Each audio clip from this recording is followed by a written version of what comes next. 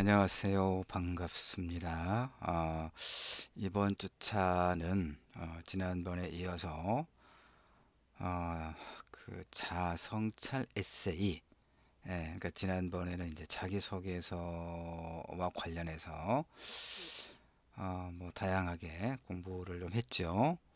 이번 주는 여러분이 보고 있는 자료에는 뭐 자기 성찰 그렇게 되어 있습니다만은 뭐 자기든 자아든 나는 뭐 자아성찰 에세이 이렇게 또 하기도 합니다만 어쨌든 자신을 돌아보는 그런 글쓰기와 자기소개서를 좀 비교해 가면서 공부를 좀 하지요. 그러니까 자기소개서에서 자기소개서를 쓸 때 이제 크게 두 가지, 어디에 낼 것인가 하는 점, 그리고 나의 무엇을 소개할 것인가, 이런 것들이 중요한 구성 고민해야 될 문제다.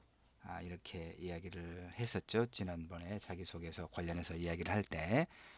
그리고 자기소개서를 이제 이론적으로는 뭐 어렵지 않겠지만 실제로는 그 항목에 맞춰서 좀 써보는 연습을 할 게 필요하다, 이렇게 이야기를 했죠. 그래서 이제 자기소개서의 구성 요소는 크게 이제 과거, 현재, 미래 그렇게 구분해서 볼 수 있다. 그래서 이제 과거의 영역과 관련해서는 뭐 성장 과정에서 어떤 뭐 경험, 성취 경험이라든가 또 뭐 실패했다면 어떻게 이제 극복했는가와 같은, 그리고 뭐 부모님의 영향이라든가 이런 것들을 주로 이제 묻는다라고 상세하게 설명을 했어요.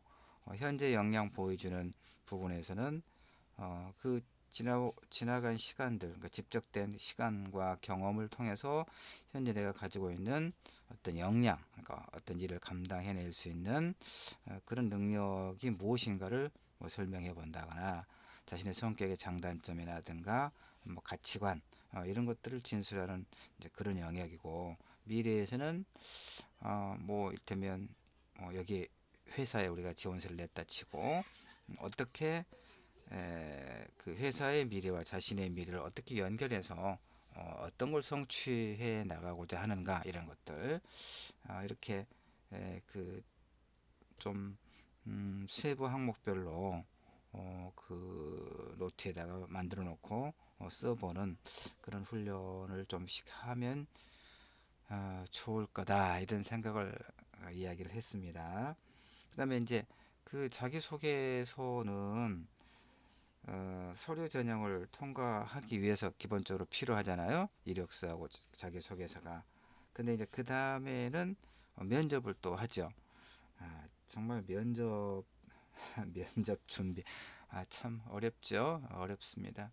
음, 이력서와 자기소개서까지는 일단 뭐 열심히 할 수 있겠는데, 면접은 정말 이렇게 하여튼 그 면접위원들 앞에서 우리가 예상 질문을 다 나름대로는 준비를 하지만 실제로 상대방이 질문하는 것은 정말 제각각이어서 어떻게 그 제한된 시간 안에 당황하지 않고 이렇게 또 여유 있게 자신감을 갖고 적절하게 답변할 것인가가 정말 우리를 힘들게 하죠.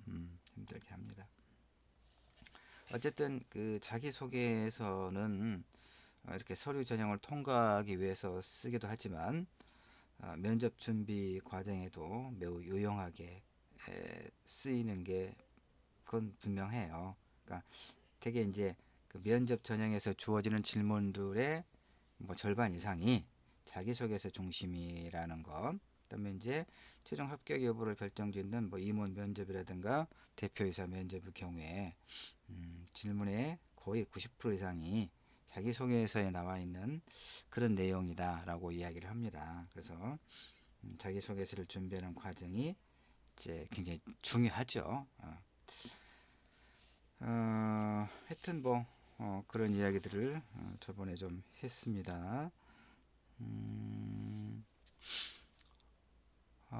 성찰. 근데 이제 지금 우리가 실용적인 글쓰기로서 자기소개서를 공부를 한 다음에 자기 성찰, 자 성찰 에세이를 공부하는 이유는 뭐냐면, 우리가 이제 이 사실 글쓰기라고 하는 것은 여러 가지로 이제 이렇게 그 어떤 정의를 할 수가 있어요. 그러니까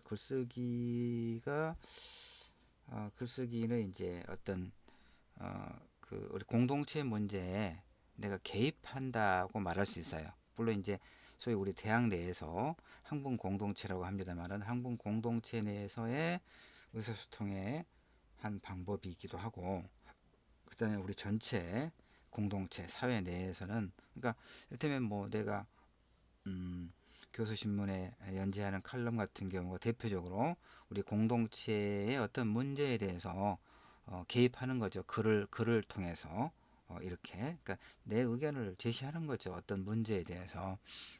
그런데 그런 이제 그 전체적으로 볼 때 글을 쓰는 과정에서 결국 자기의 어떤 정체성이라든가 어떤 가치관 이런 게 자연적으로 드러나게 돼요. 그렇죠. 그러니까 지금 내가 이제 자기소개서와 관련된 그 책들을 내가 지금 앞에 놓고 있는데, 때문에 이런 질문들, 예컨대 어, 다양한 이제 그 면접에서의 어떤 질문들을 어, 그 어, 리스트를 지금 가지고 있습니다만은, 예를 들면 뭐 예를 들다기보다도 이제 김대중 대통령 시절에 이화여대 총장이었던 장상, 이제 이름이 그 외자입니다. 장상, 여성분이죠. 이화여대 총장인데, 장상 총장인데, 그분을 김대중 대통령이 그 초대 국무총리로 지명을 했어요. 근데 이제 그때부터 국회 인사청문회 제도가 만들어졌어요. 그러니까 이제 대통령이 나는 이 사람을 국무총리로 임명하고 싶다라고 해도 국회에서 청문회를 통해서 이제 인준이 되어야 돼요.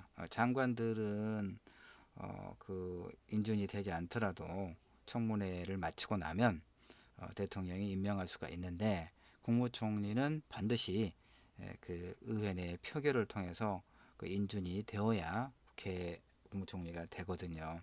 그런데 그 장상 총리는 요즘에 이제 우리 사회에서 늘 그 공정의 문제가 엄청난 어떤 영향을 끼치는 문제가 되잖아요. 최근에 뭐 그 LH 사태, 그러니까 내부자 정보를 이용해서 뭐 개발 예정 지역에 토지를 이제 불법으로 뭐 매입을 한다거나, 뭐 아파트 특혜 분양이라든가 이런 부정한 방법으로 부를 이제 늘려가려고 하는 그런 부패한 그런 어떤 그 사람들도 그렇고, 그런 제도 허점, 구조적인 것도 굉장히 많잖아요.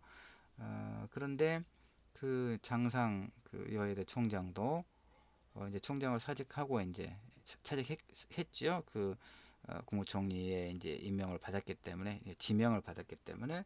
그래서 이제 청문회를 이제 준비하는 과정에서 청문회가 이제 날짜가 확정되고 그러면, 그 청문회 전부터 언론에 때문에 공직 후보자에 대한 집중적인 그런 어떤 검증이 시작되죠. 그래서 되게 교수 출신 그 공직 후보자들은 크게 두 가지가 늘 문제가 됐어요. 그동안 쭉 보면, 하나가 이제 그 논문에 대한 그 자기가 발표한 논문에 대한 표절, 이런 표절이라든가 이런 그 윤리, 소위 연구 윤리 위반, 이런 게 대체로 많이 걸려요. 그러니까 정치에 생각이 있는 사람들은, 교수들이 공부를 별로 안 하니까 논문 실적은 필요하고, 뭐 심지어 뭐 제자들의 논문을 자기 이름으로 발표한다거나 또 자기 자녀들을 자기 논문의 공저자로 이렇게 등재를 해서 대학 입학이라든가 이런데 이제 특혜를 점수를 이렇게 가산점을 받도록 하게 하는 그런 특혜, 그 부당한 일도 굉장히 많죠. 근데 하여튼 그다음에 그런 거 하나 있고, 이게 하여튼 그 연구윤리 위반이 굉장히 많아요. 대부분 걸려요. 그다음 또 하나가 이제 투기죠. 뭐 땅이라든가 그 아파트라든가 이런 그 재산 형성과 관련된 부정한 어떤 문제, 이 두 가지가 대부분 걸려요. 한국 사회 공직자들의 문제를 보면. 근데 장상 그 이화여대 총장도 이제 땅 투기 문제가 걸려서 낙마를 했어요. 결국 자진 사퇴를 한 거예요. 근데 뭐 이제 그, 나이가 60 넘은 분인데 에, 그 재산 관리를 자기 시어머니가 해서 그 땅 관련은 자기가 모른다. 근데 그건 그 일반 국민들이 듣기에 납득이 안 되는 거 있죠. 그러니까 거짓말이죠. 모면하기 위해서. 자기가 대학 총장 교수를 이렇게 30여 년 하고 대학 총장인데 그 시어머니면 이제 자기가 60이면 시어머니는 80 정도 될 텐데 그동안에 시어머니가 재산을 관리를 했다. 그래서 그런 땅이 있었는지 어쩌는지 모른다. 이건 너무나 새빨간 거짓말이잖아요. 그래서 그 사람은 이제 그 총리가 되지 못했어요. 근데 내가 지금 무슨 얘기를 길게 설명하냐면 그해 이제 이화여대 수시 면접을 보는 데서 여러분들이 생각을 해보세요. 이화여대 이제 지원서를 내고 이제 면접을 보는 거란 말이에요. 면접이 최종 관문이겠죠. 면접을 보는데 바로 면접관들이 교수들이 그 질문을 하는 거예요. 어떻게 생각하느냐. 정말 당혹스럽겠다는 생각이 들어요. 학생들의 입장에서는 어쨌든 그 면접을 통과해야 되는데 그 장상 전 총장의 그와 같은 문제에 대해서 어떻게 생각하느냐. 학생들이 얼마나 생각해 봤을 것 같지도 않은데 굉장히 당혹스럽겠죠. 결과는 나중에 이제 뭐 이런저런 경로를 통해서 들은 이야기는 공식적으로는 학교에서야 그 학생들의 그러니까 그게 뭐냐면 가치관의 문제거든요. 가치관의 문제. 그러니까 그 고위 공직자가 되려고 하는 사람들, 그 다음에 대학 교수나 총장으로서 한국 사회의 지도적인 위치에 있는 사람들이 가지고 있는 그런 공동체의 어떤 윤리, 직업 윤리, 이런 것들에 대해서 어떤 그 가치 판단을 가지고 있는가를 이제 묻고자 했다. 뭐 이런 이제 취지예요. 그런 질문이. 그래서 나중에 어쨌든 뭐 솔직하게 대답하는 친구들에게 좋은 점수를 줬다라고 말은 하는데 그건 모르죠. 왜냐하면 이제 우리 학생들 입장에서는 그 질문을 하는 교수가 그 장성 총장과 친분 관계가 있었는지, 그래서 이제 그 사실은 그 뒤에 보면 그보다 더한 사람도 많았었는데 장상 그 이제 총장은 어쨌든 그 이제 그 재산 형성 과정에 일부 문제가 돼서 사퇴한 거니까, 국무총리가 되지 못한 거니까 그것에 대해서 좀 아쉽게 생각하는 사람인지, 크게 문제가 아닌데 좀 안타깝게 됐다고 생각하는 사람인지, 아니면 그 장상 총장과 사이가 별로 좋지 않은 교수여서 속으로 고소하다고 생각하는 사람인지 우리 학생들 입장에서는 알 수가 없잖아요. 근데 그때 이제 질문을 했으니까 답을 해야 되는데 어떻게 답할 것인가, 이게 문제예요. 내가 지금 얘기하고자 하는 핵심은 그거예요. 그러니까 거짓말을 하면 이렇게 얼굴 표정에도 드러나잖아요. 우리가 뭐 거짓말하는 연습으로 오랫동안 단련된 사람들도 아닌데, 그러니까 솔직하게 말하는 게 좋은데, 솔직하게 말하기 위해서는 그 어떤 가치 판단의 문제를 평상시에 우리가 잘 생각할 필요가 있다는 얘기예요. 그러니까 무엇이 옳고 그른가에 대한 자신의 평소 생각을 대입을 해서 그 문제에 대해서 뭔가를 내 생각은 이렇다라고 말하는 게 매우 중요하죠. 자, 좀 길게 설명하긴 했네 하다 보니까 이제 그런데 이제 이 글쓰기라고 하는 것은 지금까지 내가 했던 말의 핵심을 지금 요약을 하자면, 글쓰기라고 하는 것은 결국은 이제 공동체에 개입하는 수단이기도 하지만 글을 쓰는 과정에서 자기를 점검하는 매우 중요한 계기가 된다, 이런 얘기예요. 그러니까 나도 매번 글을 쓸 때 그렇다면 나는 어떤가를 점검하지 않겠어요? 그러겠죠. 왜냐하면 그 컬럼이라고 하는 게 어떤 논제에 대해서 무엇인가를 사실은 의견을 제시하면서 뭔가 부정하거나 부패하거나 잘못된 것에 대해서 일정하게 비판하는 그런 내 의견을 제시하는 글이거든요. 그러면 그럼 나는 어떤가 하는 거죠. 그러니까 내가 이제 자주 쓰는 말 중에 하나가 지금 분노하는 자가 반드시 정의로운가? 그렇지는 않다. 이렇게 생각하거든요. 그러니까 우리가 무엇인가에 대해서 분노하고 비판하고 정의를 요구하는 것은 당연하지만 그러나 그렇게 요구하는 나는 어떤가를 한번 점검해 볼 필요가 있고 그럴 때 이 자기 성찰 에세이, 자아 성찰 에세이는 매우 유효한 글쓰기가 된다 이런 얘기. 그러니까 다시 말해서 지난번에 공부했던 자기소개서는 그 틀에 맞춰서 써보고 어, 이제 하면 정리가 되는데 이 자아 성찰 에세이를 통해서 자신을 한번 점검해 볼 필요가 있다는 거죠.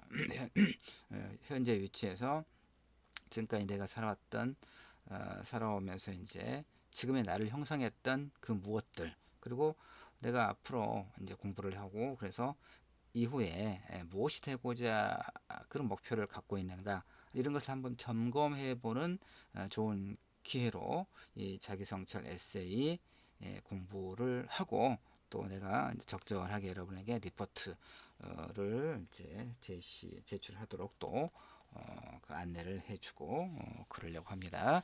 자, 이론적인 것은 그렇게 사실은 뭐 이 자료를 보지 않고 자료 없이 설명을 했습니다만은 자료를 조금 보지요. 성찰은 뭡니까? 살피고 생각해보는 행위. 이제 그 문자적 해석은 그렇습니다. 그러니까 자신의 삶의 어떤 순간들을 다시 살피면서 그것의 의미를 생각해 보는 일을 우리가 성찰이라고 하죠. 근데 사실 자성찰 에세이를 이제 대학의 리포트로 한번 써서 내보시오라고 이야기하면 참 그 쓰기가 참 쉽지가 않을 수 있어요. 자기소개서도 마찬가지고 왜냐면 사실 좀 귀찮지요. 귀찮기도 하고 내가 뭘 써야 할 것인가 한 장이나 두 장 그 지정된 그 분량 안에 내가 뭘 써야 할 것인가 그러다 보면 학생들의 리포트를 보면은 좀 추상적으로 쓰는 경우도 많이 있거든요. 근데 내가 지난번에도 이야기했지만 좋은 글은 구체적일 것이 필요해요. 근데 여러분은 이제 이 여러분이 내게 되는 자아성찰 에세이의 독자는 나 혼자예요. 수업 교수니까 여러분의 리포트를 보고 어, 여러분과 그냥 이렇게 진심으로 소통한다. 그런 의미만 생각을 하세요. 그래서 내가 쓴 이제 글도 여러분에게 한번 보여주려고 해요. 다음 시간에. 자, 하여튼 성찰 에세이, 자기를 돌아보는 그런 글이에요. 알겠죠? 굉장히 그 개념적으로 쉽잖아요. 현재 시점에서 나를 한번 점검해보는 그런 글 그리고 앞으로의 목표가 무엇인가. 그러니까 다시 말해서 삶을 바라보는 어떤 태도의 문제가 그 배어 있는 게 자아성찰 에세이예요. 자, 그래서 이제 이제 개념적으로는 알겠는데 그러니까 이제 문제는 이거 아니겠어요? 어떻게 시작하고 어떤 방향으로 써야 할까? 색깔이 이런 거. 그래서 이제 몇 가지 도움이 될 만한 아이디어와 주의할 점 이제 이 자료를 볼까요? 내 삶의 연대표를 작성해 보자.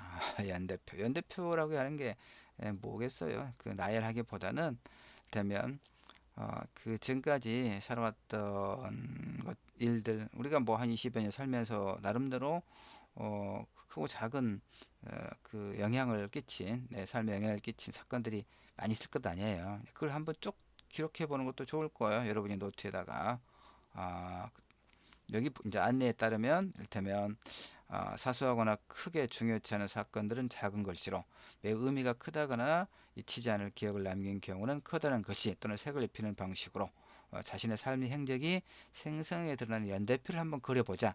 이거 괜찮을 것 같아요, 여러분. 이제 이런 공부가 자아성찰 에세이도 그렇지만 결국은 자신의 성장 과정에 대해서 진술을 하라고 요구하는 자기소개서의 연습으로도 괜찮은 그런 그 공부라는 생각이 들어요.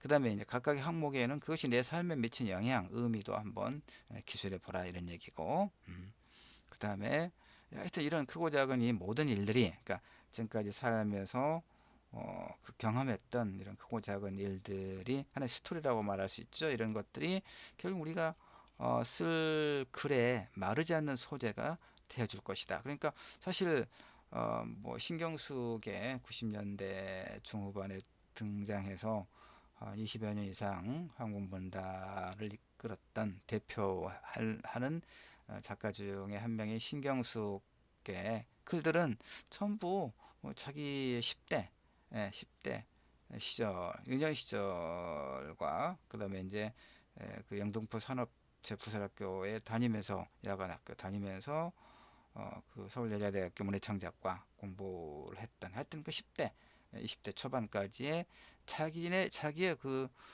삶의 경험을 소설로 풀어내고 있는 거거든요. 그러니까 이 뭐 우리가 뭐 소설 문학적인 글과 관련 짓지 않더라도 이를테면 내가 신경숙을 예로 든 것은 결국은 이 자성찰 에세이 자기를 한번 돌아보는 것들은 어떤 형태의 글이든 하나의 그 글을 쓰는 하나의 자원으로서 중요한 자원으로서 매우 요긴하다 이런 얘기예요. 그 다음 두 번째 구체적인 거 그렇죠?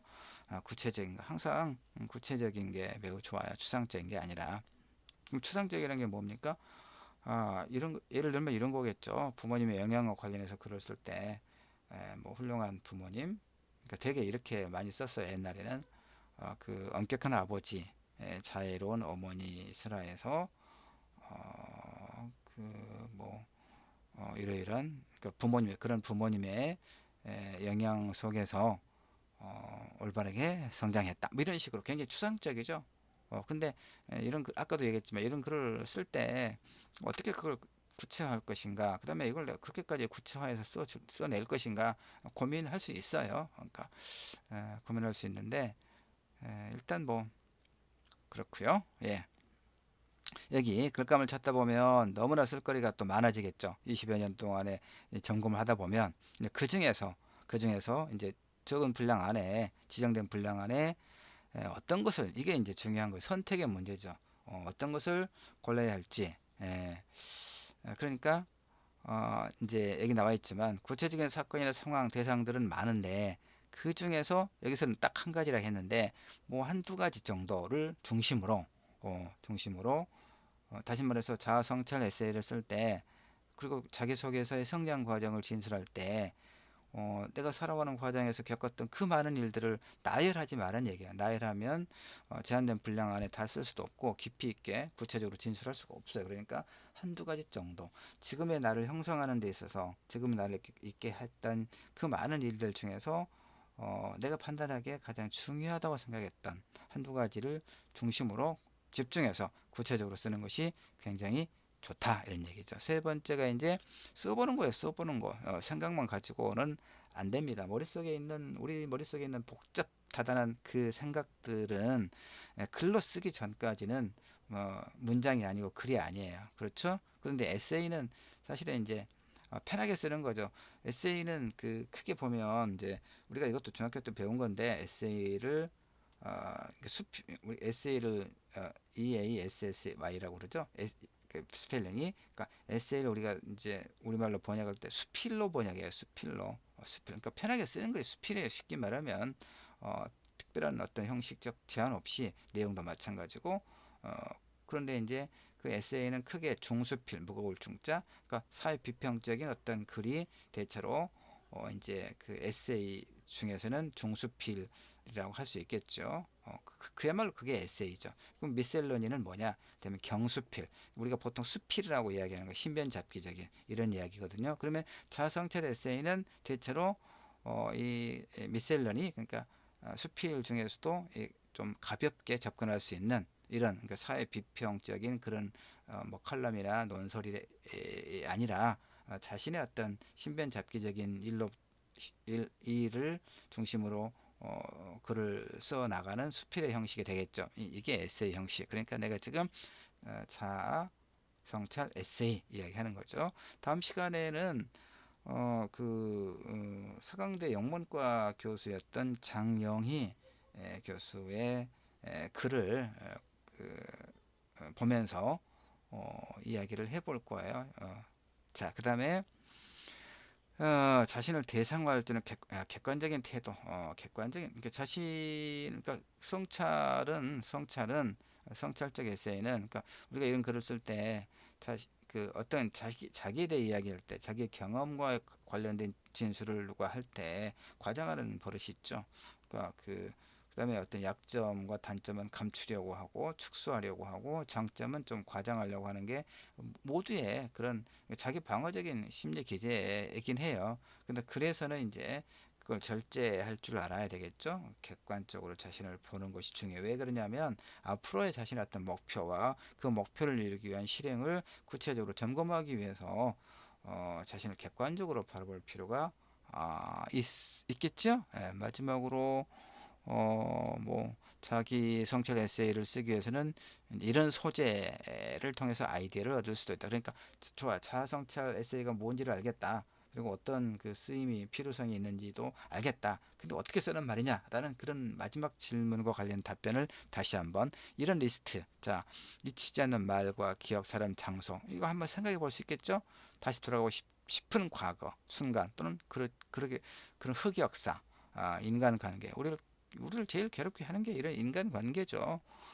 멀거나 가깝거나 이런 사람들과의 관계, 세상과 타인들에 대해 무엇인가를 알게 해준 경험들, 특별한 감정들, 내가 소중하다고 생각하는 것들, 이런 것들을 리스트화해 보면 그 중에서 이제 이걸 가지고 내가 자아성찰 에세이를 쓸 수 있겠다라고 훨씬 더 구체적으로 실감이 날 수가 있을 거예요. 그러니까 다음 시간에 장영희 교수의 하필이면 이라는 제목의 글을 읽으면서 자아성찰 에세이에 대해서 좀 더 구체적이고 실제적으로 이야기를 나눠보도록 하죠.